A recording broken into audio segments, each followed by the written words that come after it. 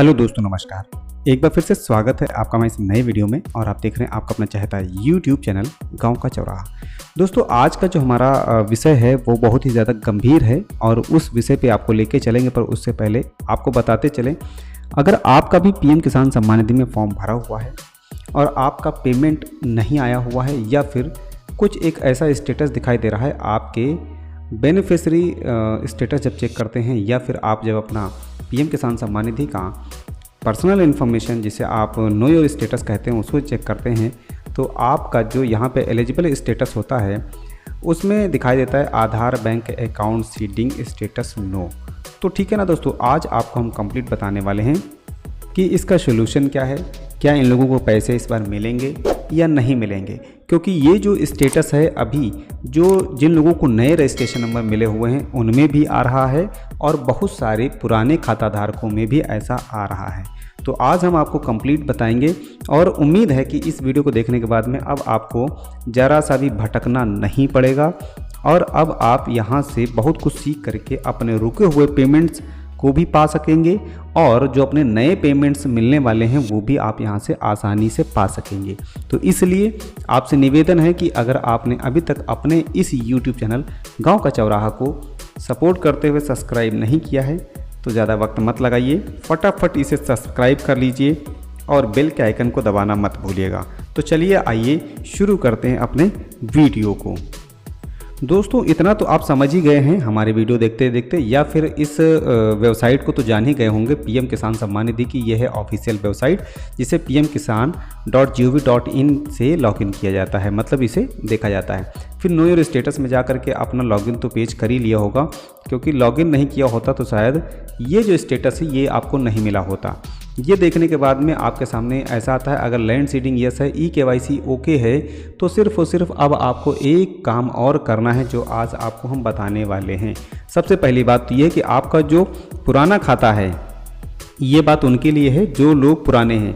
अगर पुराना खाता है तो उसमें आधार लिंक नहीं है, सीधी भाषा में अगर समझा जाए तो उसमें हम ये कह सकते हैं कि आधार लिंक नहीं है, या फिर AEPS तो है चालू, मतलब अंगूठे से आप पैसे तो निकालते हैं लेकिन सरकारी योजनाओं का पैसा आए जिसे आप कहते हैं DBT, direct benefit transfer service जो सेवा होती है वो उसमें लागू नहीं है। ठीक है, तो अब क्या करना है, क्योंकि ये स्टेटस अभी आ रहा और जो नए खाता धारक हैं उनका अभी अगर ऐसा दिखाई दे रहा है तो उनको क्या चेक करना है, चाहे नए धारक हों या फिर पुराने धारक हों, यहाँ पे दोनों लोगों को एक चीज़ चेक करनी है और वो आ जाता है लास्ट का PFMS रिस्पॉन्स। ठीक है, इसके बारे में मैंने कई बार बोला हुआ है, अगर ये चीज़ अगर नहीं मालूम है तो कोई बात नहीं है, हम आपको धीमे धीमे सब सिखा देंगे, बता देंगे, हमारे वीडियोज़ देखते रहिए। लास्ट PFMS रिस्पॉन्स को जब आप चेक करते हैं तो आपका जो यहाँ पे होता है रिस्पॉन्स में अगर ACCP लिखा हुआ तो इसका मतलब ये है कि आपका आधार लिंक है। लिंकिंग की जो डेट होगी वो भी यहाँ पे दिखाई देगा और पेमेंट मोड भी आधार ही दिखाई देगा। लेकिन कभी कभी क्या होता है, यहाँ पर तो दिखाई देता है लेकिन आपका ये स्टेटस एक्टिव नहीं होता है। ठीक है, ये स्टेटस एक्टिव नहीं होता है। फिर आप जा करके अपना PFMS की वेबसाइट पे आ जाते हैं और यहाँ से भी अपनी जानकारी को और भी बेहतर समझने के लिए आप अपने स्टेटस को चेक करते हैं।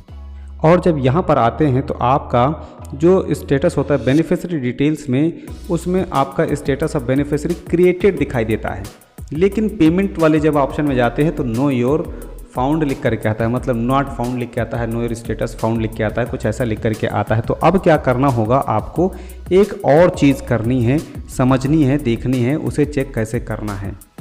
अब आपको अपने माई आधार के ऐप पे जाना है या फिर वेबसाइट पे जाना है, वहाँ से आधार बैंक सीडिंग स्थिति, ठीक है, ये देखिए बैंक सीडिंग स्थिति को चेक करना है। अगर आपके स्टेटस में कुछ ऐसा दिखाई देता है जिसमें जो भी आपने आखिरी बार अपना खाता खुलवाया होगा उस बैंक का नाम यहाँ पे दिखाई देगा, चाहे वो एयरटेल पेमेंट बैंक का हो।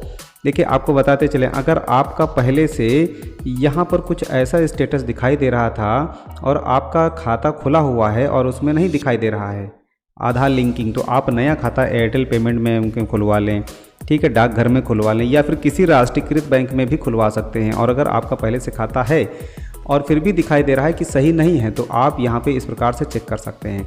जो भी आपने हाल फिलहाल में अपना नया खाता खुलवाया होगा जिसमें आपकी DBT चालू की गई होगी डिपार्टमेंट की तरफ से, और देखिए सक्रिय हरा का भी निशान दिया होगा।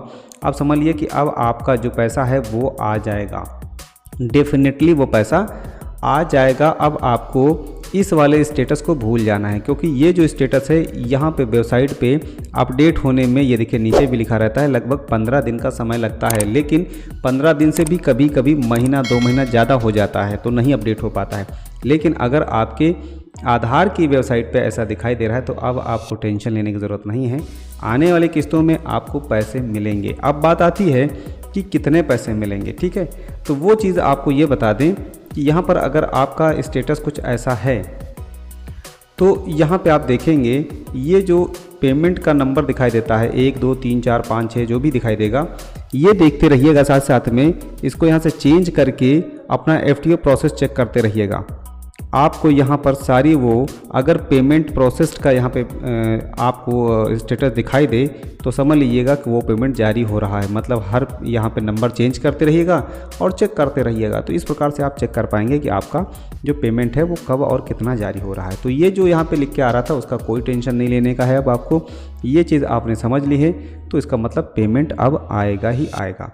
समझ रहे हैं दोस्तों। तो इस प्रकार की अद्भुत और नई जानकारियों के लिए हमारे चैनल को जरूर सपोर्ट कर दीजिए। मिलते हैं आपको अगले वीडियो में, तब तक के लिए अपना ख्याल रखिएगा। आप देख रहे थे आपका अपना YouTube चैनल गाँव का चौराहा। नमस्कार।